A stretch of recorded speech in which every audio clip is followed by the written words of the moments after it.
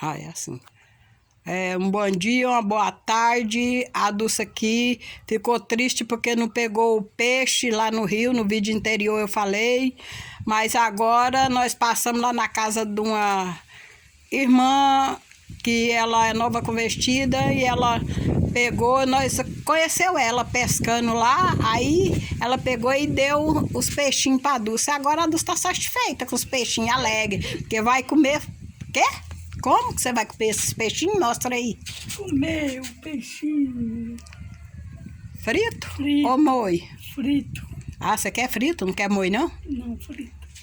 Aí ela tá toda felizinha aqui, ó, sorridente.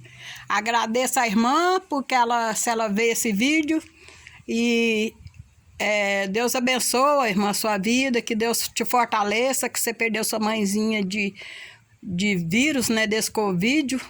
E mais essa semana, antes de ontem, mas eu fui lá e orei mais você e você sentiu melhor um pouco, nós conversamos um pouco, porque esse vírus tá triste, mas é assim mesmo. A gente tem que pedir a Deus para fortalecer a gente e dar a vida pra gente, saúde e livrar, né, desse vírus esquisito que tá no mundo, né?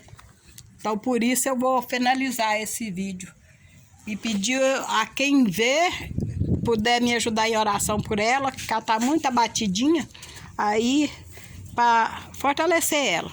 E eu agradeço a Deus por tudo que Deus tem feito nas nossas vidas, até que Deus tenha ajudado a nossa família, para não, graças a Deus, não morreu nenhum, né? E que Deus continua, que abençoe que para, né, esse vírus no mundo, né? Que Deus abençoe a sua casa, a sua vida, a sua família, que Deus dá o livramento de tudo, né, Dulce? Fica com Deus.